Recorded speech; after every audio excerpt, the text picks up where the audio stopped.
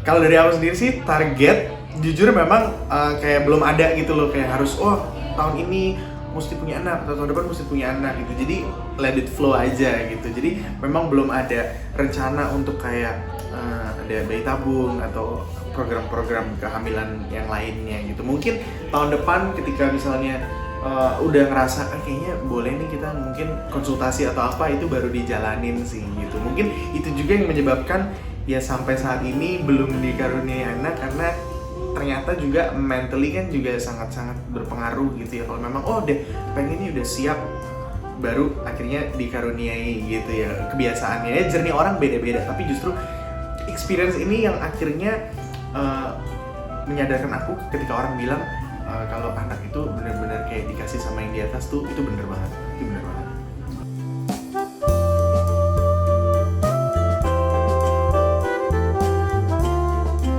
Sebenarnya kalau pertanyaan yang buat kesel dari luar tuh belum pernah ada sih.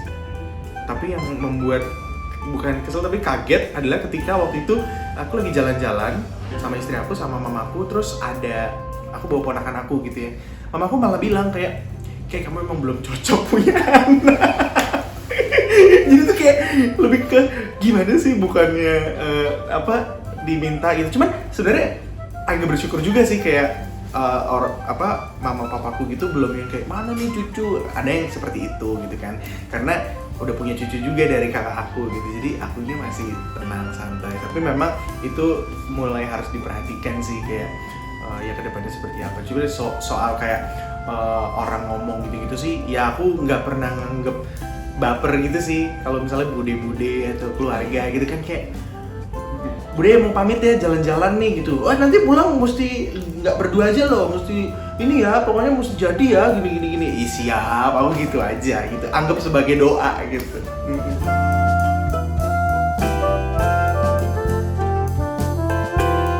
Menikmati masa berdua, dan kita juga sebenarnya pun kalau misalnya emang udah dikaruniai anak, siap juga menikmati bertiga gitu. Kuncinya sih menikmati setiap momennya. Kita bener plan, kita kepingin ini, tapi setiap momen itu jangan sampai nggak dinikmatin gitu. Aku bilang ke istri aku, pokoknya kalau kita udah punya anak, aku nggak mau yang kayak ngomong, aduh udah punya anak hidup berubah. Kamu tetap misalnya mau jalan-jalan, it's okay, bisa bagi-bagi, kan nggak semuanya sama ibunya terus. Lagian jalan-jalan kan nggak berapa jam sih paling gitu kan, 3 jam, 4 jam kan bisa sama bapaknya. Nanti kalau misalnya aku ada apa bisa tukeran kayak gitu. Ini baru teori sih ya, semoga prakteknya bener.